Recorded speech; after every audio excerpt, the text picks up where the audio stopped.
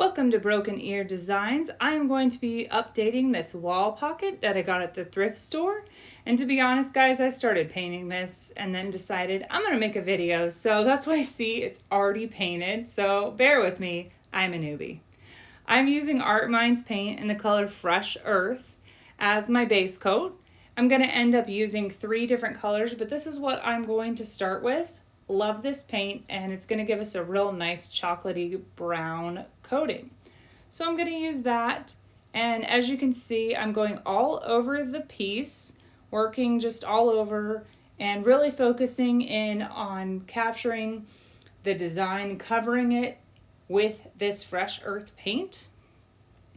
Want to make sure that I'm really getting everywhere that it needs to be, as well as the inside of the piece and the back, because you will see this when it's hanging up on the wall.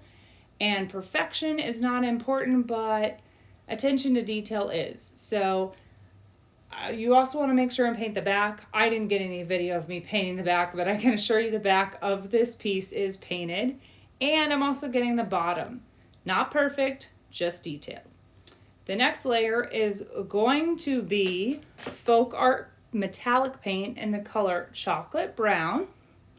And then I'm also using Craftsmart paint in the color Rose Gold. Those are going to be my next 2 layers of color. I'm going to start with the darker color, which I generally do. So I've got my 2 paints side by side. And as you can see, I did not clean my brush even from the Fresh Earth.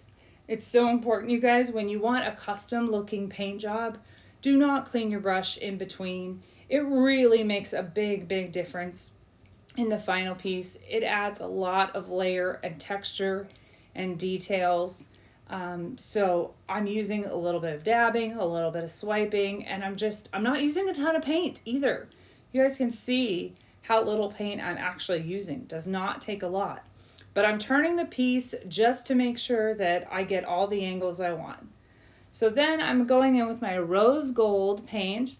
I'm using this a little bit more sparingly, almost like a highlighter, because this paint is really pretty loud and it's going to catch the light a lot more than these 2 browns. So I'm being very sparing with the way I use it, but I want to make sure that I still have that. So again, my chocolate brown hasn't dried, so I'm blending this rose gold in at the same time. So that really helps you get a custom look, and as well as not brushing your brush. But I'm not blending the 2 together on the palette. As you can see, they're still totally separated on that little lid that I'm using. And I'm also just continuing to go back and make sure that I have these things covered up. For the most part, I really don't want that green to show. It was okay, but it's definitely not going to be the right kind of color scheme for my house. So I'm really just trying to make sure that the metallic and the brown is what you end up seeing on this piece. And I'm doing this little splotchy technique. I don't really know, honestly, you guys, what this is called. I'm not a professional painter, just something I enjoy doing. So that's where I ended up with the painting piece.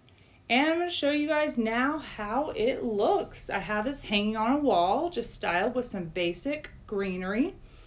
And you can see I have a lot of texture in there with the design. And one other way that you could style it is you could set it on a table or a shelf. I think this would look great year-round. You could use any kind of floral in it you want. I just went with basic greenery, but it would look fantastic any way you want to style it.